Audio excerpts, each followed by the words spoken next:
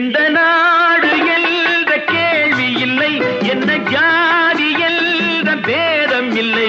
எந்த நாடு என்ற கேள்வி இல்லை, என்ன ஜாதி என்ற பேதம் இல்லை.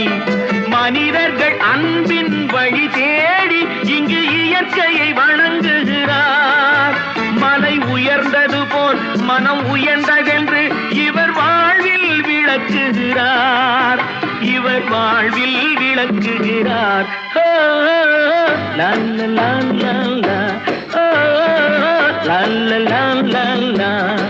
புதிய வானம் புதிய பூமி எங்கும் பனிமழை பொழிகிறது. நான் வருகையிலே என்னை வரவேற்று வண்ண பூமழை பொழிகிறது.